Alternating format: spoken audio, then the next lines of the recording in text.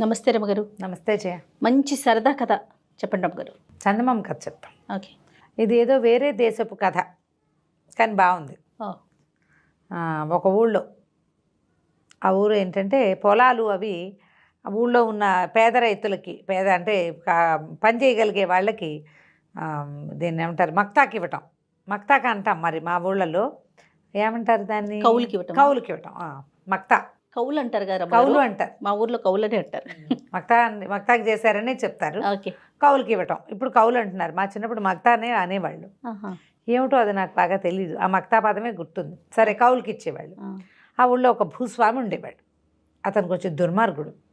గీసి వసూలు చేసేవాడు.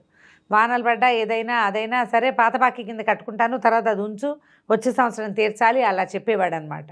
వదిలిపెట్టేవాడు కాదు. అయితే మాత్రోయ్ అనే పేరున్న ఒక రైతు ఉండేవాడు. చిన్న బక్క రైతు వీడు. భూస్వామి దగ్గర పొలం కౌలుకి తీసుకుని చేసేవాడు. ఇతను చాలా తెలివైనవాడు, లౌక్యుడు. ఓకే. అందుకని భూస్వామికి దొరకకుండా, సాటి రైతులకు ఇబ్బంది కాకుండా తెలివిగా ఏదో ఒక చిట్కా చేసి భూస్వామి బారి నుంచి కొంచెం జనాల్ని రక్షించేవాడు. అందరికీ అతనంటే చాలా ప్రీతిగా ఉండేది. ఆ సంవత్సరం కొంచెం పంటలు తక్కువ వచ్చినాయి. పాత బాకీ ముందు ఏడు కూడా పంటలు తక్కువే ఉన్నాయి. అప్పుడు కూడా వీళ్ళందరూ కొంత బాకీ ఉంచుకున్నారు, వచ్చే సంవత్సరం కడదామని. వచ్చే ఏడాది పండుదంటే ఈ ఏడాది పండ్ల. ఓకే. ఈ మాత్రోయి దగ్గరికి భూస్వామి రాబోతాడు. ఎల్లుండి వస్తా, అవతల ఎల్లుండి వస్తా కబురు చేశాడు. ఇప్పుడు పాత బాకీ కట్టాలి. లేటెస్ట్ దాంట్లో కూడా అంత ఎక్కువ లేదు. భూస్వామికి మొత్తం ఇస్తే వీళ్ళ దగ్గర ఏముండదు తినడానికి. సరే, ఏమనుకున్నాడు, అడవిలోకి వెళ్ళి ఒక స్నేహితుడిని అడిగి, వరే కొంచెం సహాయం చెయ్యి అని చెప్పి బాగా బలిసిన 4 కోళ్ళని, అడవి కోళ్ళని, 2 నక్కల్ని పట్టించాడు. 4 అడవి కోళ్ళని ఇంట్లో బంధించేసాడు, లోపల పెట్టేసుకున్నాడు. ఈ నక్కల్లో ఒక నక్కని చీకటి కొట్లో కట్టేశాడు. ఈ 2వ నక్కకి మెళ్ళలో తాడు కట్టి కుక్కని పుచ్చుకుని తిప్పుకుంటాను చూసావా, అట్లా చేత్తో పుచ్చుకుని ఉన్నాడు. అదే సమయానికి భూస్వామి వచ్చాడు. అయ్యగారు రండి రండి అన్నాడు. అనేసరికి ఆయన ఆశ్చర్యంగా చూశాడు. ఏమిటి సంగతి, అది ఇది పాత బాకీ అన్నీ తీర్చేస్తానండి, దాందేముంది, మీరు ఎల్లుండి రండి, మీరు వచ్చేసరికి చక్క మా ఇంట్లోనే భోజనం చేద్దురు కానీ మొత్తం డబ్బులు కట్టేస్తా అని.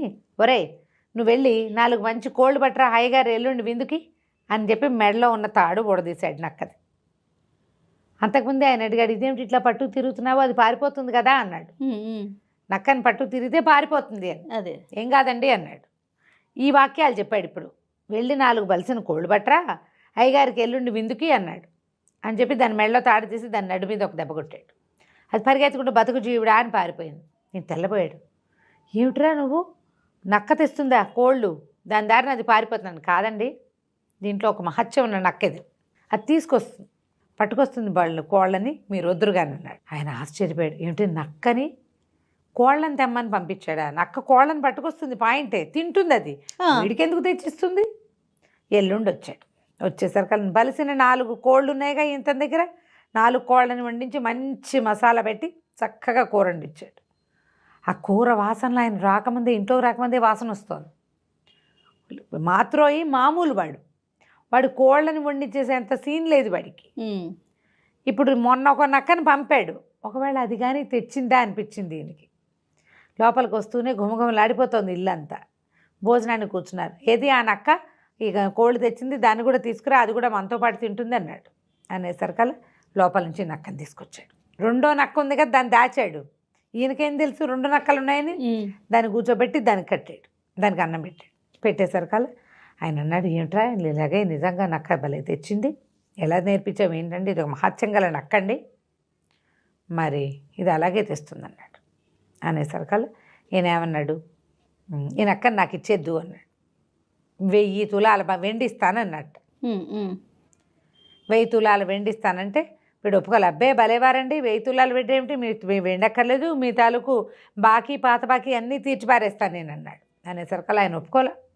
బాకీదేముంది, పీడా పోయిరి, బాకీ లేదేం లేదు, నీకు నాకు బాకీ ఏం లేదు, అసలు 1500 తులాలు ఇస్తానన్నాడు. ఇతను నసిగి అదని అది కాదని ఇది కాదని పాత బాకీ మొత్తం రద్దు చేయించుకుని 1500 తులాల వెండి తీసుకుని నక్కని తాడిచ్చి చేతిలో పెట్టాడు. తాడు తెచ్చి జమీందారు ఆ నక్కని పుచ్చుకుని తీసుకుపోయాడు ఇంటికి. అదే ఆయన భూస్వామి. తీసుకెళ్ళి ఇంటికి వెళ్ళి భార్యకి చెప్పాడు. ఏమేవ్ చూసావా ఎంత బాగా తెచ్చానో అన్నాడు. మాత్రమే దగ్గర నుంచి డబ్బులు తెచ్చుకున్నారా లేదా అంది. డబ్బులు తేవటం ఏమిటి, నేను బ్రహ్మాండమైన నక్కను తెచ్చాను, ఇవాళ నేను తిన్న పీకల దాకా కోడి మాంసం, ఆ మాంసాన్ని ఇదే తీసుకొచ్చింది ఈ నక్కే, కావాలంటేనా ఇప్పుడు పంపిస్తే పట్టుకొచ్చేస్తుంది అన్నాడు. ఆవిడంది మీ మొహంలా ఉంది, నేను నమ్మను అంటే, కాదు నిజంగా, ఒరే నువ్వు వాళ్ళ వెళ్ళి అడవిలోకి వెళ్ళి 4 కోళ్ళు పట్టరా, మీ అమ్మగారిని నమ్మిద్దామని నక్క మెళ్ళలోంచి తాడోడు తీశాడు. అది బతుకు జీవుడా అని పారిపోయింది. 4 కాదు 14 రోజులు గడిచినా రాలా. మోసపోయామని అర్థమైపోయింది వీళ్ళకి. ఆయనేమో బాకీ కొట్టేశాడు, కాగితం చింపేశాడు, 1500 తులాల వెండి ఇచ్చేశాడు. ఈయన పోయి మళ్ళీ వాళ్ళ దగ్గర అడిగాడు, ఏరా నువ్వు అబద్ధం చెప్పావు, నక్కని నక్క దొంగ నక్కని తీసుకొచ్చి మాకు అంటగట్టావు, మరి 1500 తులాల వెండి కక్కు నాకన్నాడు. ఆయన కాగితం చింపేశాడు కాబట్టి ఇక మక్తా అడగలేడు, డబ్బులు అడగలేడు, కౌలు డబ్బులు. అవును, ఇది ఇవ్వమన్నాడు. అవి ఎక్కడున్నాయండి, అవి ఎప్పుడూ అయిపోయినాయి, తినేసాం మేము, ఇంకా ఇన్నాళ్ళు ఉంటుందా వెండి, 15 రోజులు పట్టదు మాకు తినడానికి, మీ 1500 తులాలును అన్నాడు. అనేసరికల్లా సరే అయితే వీడిని పట్టుకోండి, కట్టేసేద్దాం, వీడి సంగతి చూద్దాం, ఆ నక్కని తెప్పించిస్తావా లేకపోతే ఇంకోటి చేస్తావా చూస్తాను నీ సంగతి అన్నాడు. అనేసరికల్లా ఇంకేం చేస్తారు వీడు చెప్పాడు మాకుతో, అసలు చాలా మహత్యం కలిగిన నక్కండి, మీరు ఎలా చేశారో ఏదో అపరాధం చేశారు అందుకే దానికి కోపం వచ్చింది అన్నాడు. అయినా సరే ఆయన ఒప్పుకోలే, తీసుకొచ్చి బాకెట్లో కట్టేశారు. చలిగా ఉండేసరికల్లా వీడిని గొయ్యి తీసి గోతులో కప్పెట్టేసేయండి అన్నాడు భూస్వామి. పని వాళ్ళంతా అన్నారు, ఏమండి ఇంత చలిగా ఉంది, ఇప్పుడు గోతులు తీయలేము, రేపు పొద్దున్న తీస్తాం, పిచ్చి చలి అంటే. ఈయన ఏమన్నాడు, చల్లోనే వీడిని కట్టేయండి, వీడు రోగం కుదురుతుంది, రేపొద్దుటి బీసుకుపోతాడు, ఈజీగా చచ్చిపోతాడని చెప్పేసరికల్లా వాడిని అక్కడ మక్తోని బయట కట్టేశారు, కాలుకో తాడు కట్టి వదిలిపెట్టారు. కాసేపటికి చలియటం మొదలుపెట్టింది. చలేస్తుంటే ఏమనుకున్నాడు, చలేస్తుంది, ఏదైనా పని చేస్తే చలిపోతుంది. చూస్తే ఆ పక్కన గానుగ ఒకటి ఉంది. గానుగ ఏంటి, అది ఈ నూనె తీయటానికి మనం నువ్వులు పోసి ఆడుకుంటాం కదా, నువ్వులు పోసి దాన్ని పట్టుకుని ఇట్లా గుండ్రంగా తిప్పితే ఏమవుతుంది, నూనె వస్తుంది. అందులో నువ్వులు గివ్వులు ఏం లేవు. ఈ మగ్తో ఏం చేశాడు, ఆ తాడు కొంచెం దూరంగా వస్తే దీని దాకా గానుగ దాకా వచ్చి ఆ గానుగను తిప్పడం మొదలుపెట్టాడు. ఇదంతా అర్ధరాత్రి జరిగింది. తెల్లవారుజామున 4 పనివాళ్ళు వచ్చారు. వాళ్ళు ఆశ్చర్యపోయారు. చెమటలు బట్టి ఉన్న మగ్తోని చూసేసరికి వాళ్ళు ఆశ్చర్యంగా ఉంది. వాడిని చూస్తూ తెల్లబోయి లోపలికి వెళ్ళారు.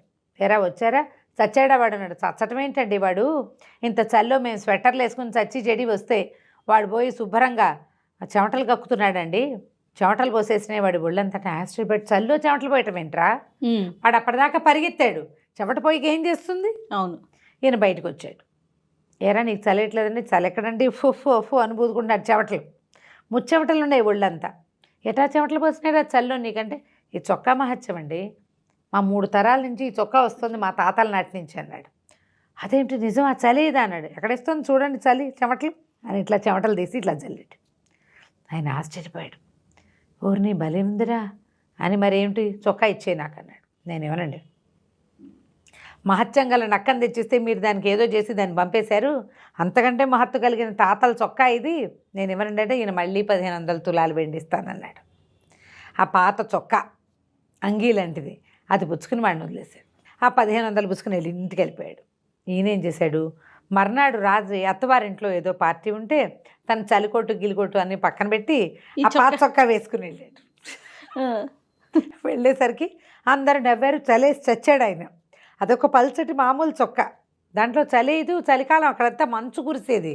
మన ఫారిన్ కంట్రీస్లో ఎలా ఉంటుంది, ఐసు ముద్దలుగా, వాళ్ళు ఏం చేస్తారు, ఒకటేసి దాని మీద ఇంకోటేసి దాని మీద మూడోది వేస్తారు. ఒకటే వేసుకెళ్తే చలికి ఏమో గిటగర చూపోతున్నాయి పళ్ళు.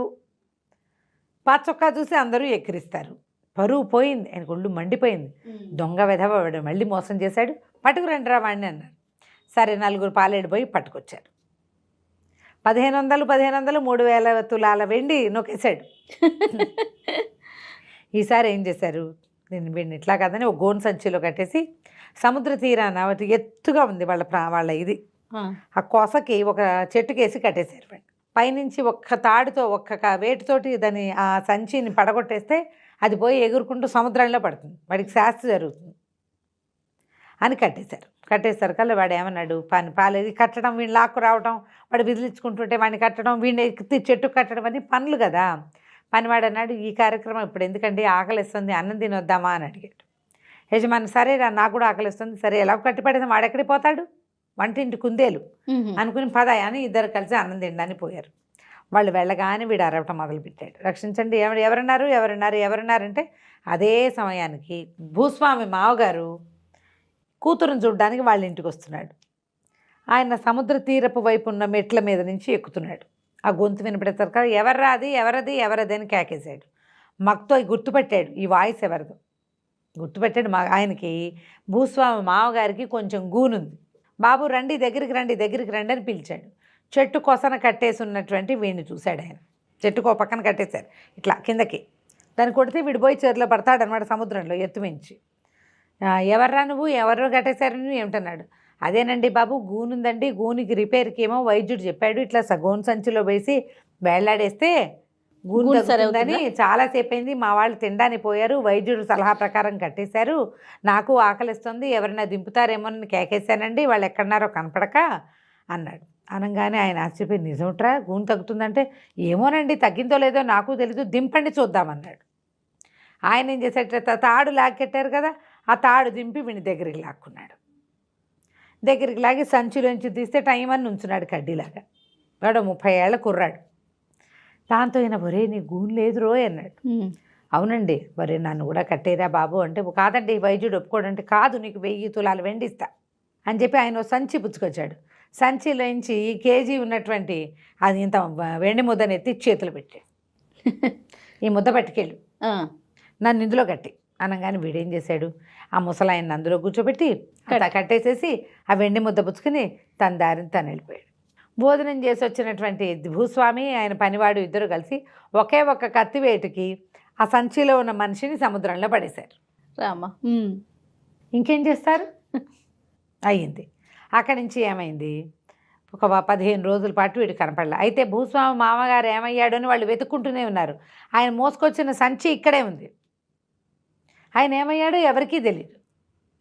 ఆయన సన్యాసులో కలిసిపోయి ఉంటాడని భావించారు వాళ్ళు. ఓకే. 15 రోజుల తర్వాత భూస్వామి పొలాల దగ్గర చూడడానికి పోతే మొక్కజొన్న పొత్తులు కాల్చుకుంటూ మక్కుతో కనపడ్డాడు. ఊరి నీ దుంపతేగా నిన్ను సముద్రంలో పారేసాం కాదట్రా, నువ్వు ఎటా బతుకొచ్చావంటే, నేను చచ్చిపోయానండి, నేను దయ్యాన్ని గాను స్వర్గానికి వెళ్ళాను, ఎంత బాగుందో అక్కడ స్వర్గంలో ఒక చక్కటి చక్కటి పిల్ల నుంచి పెళ్లి చేశారు, నిరంతరం పని చేసుకునేవాడికి నాకేం తోస్తుంది, అక్కడ ఎంతసేపు సారాయి తాగటం, ఆడపిల్లలు వాళ్ళు వీళ్ళు ఉంటారు వాళ్ళని వెళ్ళి డ్యాన్సులు చూడడం, మనతో ఉన్న పెళ్ళంతో కాస్త అటు ఇటు తిరుగుతూ ఉంటాం, పని పాట ఏమీ లేవండి, నేనేమో నిత్యం పని చేసుకునేవాడిని, నా వల్ల కాదని ఏడ్చాను. ఆ స్వర్గంలో ఉన్న రాజుగారు సరే పోరా వెళ్ళు మీ కిందకి వెళ్ళిపో అని అన్నాడు. అందుకని నేను వచ్చేసాను, ఎవరైనా స్నేహితులు ఉంటే వాళ్ళని వెళ్ళి తీసుకుని వస్తూ ఉండరా అప్పుడప్పుడు అన్నాడు. అనేసరికి ఆశ్చర్యపడి నిజమా అన్నాడు. నిజమేనండి, నా పెళ్ళాం నాకు ఒక పిల్లనిచ్చి పెళ్లి చేశారు కూడాను, ఆ అమ్మాయి ఏమో నువ్వు ఇక్కడ ఉంటేనే నీతో ఉంటానంది, రేపు ఎప్పుడో వచ్చే వారం వెళ్తానండి, దాని పుట్టినరోజు ఉంది అన్నాడు.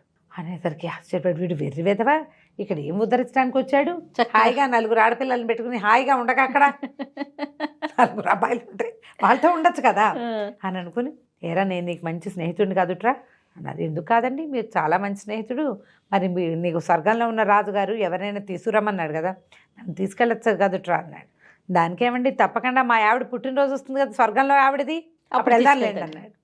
సరే ఈ లోపల మరి నీకేం కావాలండి, ఏముందండి నాకు 1 ఎకరమే కదా పొలం ఉంది, 4 ఎకరాలు ఏమైనా ఇప్పించండి అంటే ఈయనేం చేశాడు, వాడింటికి వెనకాతలు ఉన్నటువంటి తన 4 ఎకరాల పొలాన్ని మక్తో పేరు మీద రాసి కాగితం చేతిలో పెట్టాడు. మరి నువ్వైనా స్వర్గానికి వస్తావు నీకెందుకురా పొలము అన్నాడు. నాకెందుకు ఏమిటండి, నాకు అక్కర్లేదు, నేను అప్పుడప్పుడు వస్తా, ఇప్పుడు మీతో వస్తానా, ఓ 20 రోజులు ఎంజాయ్ చేస్తానా మీతో పాటు, మళ్ళీ వస్తాం. మరి 20 రోజులు మా ఆవిడ పిల్లలు తినద్దా నేను ఉండపోతే, మా నాన్న మా అమ్మ మా మేనత్త వీళ్ళంతా ఏమైపోతారు, నేను వెళ్తూ వస్తూ ఉంటా కదా, 4 ఎకరాలు ఉంటే మా నాన్న మా ఆవిడ కలిసి సాగు చేసుకుంటారు, బాగుందిగా ప్లాను. సరే 4 ఎకరాలు రాసేసాక మాతో ఏం చేశాడు, ఒక చెక్క పడవ ఒక పింగాణి పడవ చేయించాడు. జమీందారు కోటి తన కోటి. సరే అక్కడి నుంచి తన పడవలో తనెక్కాడు, ఆయన పడవలో ఆయన ఎక్కించాడు. 2 పడవలు తెడ్లేసుకెళ్తున్నారు. ఎక్కడి దాకా వెళ్ళాలి, ఎక్కడి నుంచి మాతో పైనుంచి పడి సముద్రంలో పడి చచ్చిపోయాడో అని అనుకుంటారో అక్కడ దాకా వెళ్ళాలి. మరి దూకితే బాగుంటుంది, దూకితే చచ్చిపోతాం, చచ్చకుండా వెళ్ళాలంటే ఇలా వెళ్ళాలి ఈజీగా. మరి కష్టం కదా, చచ్చిపోవడం అంటే కష్టం. భూస్వామికి అది ఇష్టం లేదు, చక్కగా పడవకి వెళ్ళిపోతే బాగుంటుంది. 2 పడవలు పుచ్చుకుని ఆ సముద్రం మధ్యలోకి పోయారు, చెరుకో పడవ వేసుకుని. వెళ్ళాక ఏం చేశాడు, ఈ మక్తో టక్కు తన చెక్క పడవ మీద కొడుతున్నాడు. ఏమిట్రా కొడుతున్నావు అంటే, దేవదూతలు వస్తారండి ఇలా కొడితేనే అన్నాడు. అనేసరికల్లా ఆ సభ ఎవ్వరూ రాల. భూస్వామి ఆగలేకపోతున్నాడు. ఆయన ఏమన్నా అంటే, ఒరే నీ చెక్క పడవ మీద డంగ్ డంగమని ఏం శబ్దం రా, నా పడవ మీద కొట్టు టింగ్ టింగ్ అని మంచి శబ్దం వస్తుంది అన్నాడు. ఓకే. అనగానే వీడి తిట్టి పెడేయాలమని 2 దెబ్బ కొట్టేసరికల్లా టింగు మంటంతో పాటుగా పడవ పగిలింది. భూస్వామి భూస్థాపితం అయిపోయాడు. జలంలోకి వెళ్ళిపోయాడు, నీళ్ళల్లోకి. ఎంతసేపటికి పైకి రాలేదు. పాపం స్వర్గారోహణ జరిగిపోయింది అనుకుని మక్తో వెనక్కి తిరిగి వచ్చేసాడు. అందరూ భూస్వామి ఏడి అని అడిగారు, కానీ ఇతన్ని ఎవరు అడుగుతారు, ఇవన్నీ రహస్యాలు కదా. ఆయన కనపడలేదు. భూస్వామి గారు కొడుకు చిన్నవాడు కాబట్టి వాడి రాజ్యం వచ్చేటప్పటికి ఈ కాలం ఎలాగో మారిపోతుంది. మక్తోకి 4 ఎకరాల పొలం సొంతానికి ఏర్పడింది. హాయిగా వాడి దారిని వాడున్నాడు. కథ కంచికి మనం ఇంటికి. సర్వేశ్వర ఈ రోజుల్లో కూడా ఉంటే ఎంత బాగుండో. అవును కదా రమ్మగారు. రైట్ అండి. నమస్తే. నమస్తే.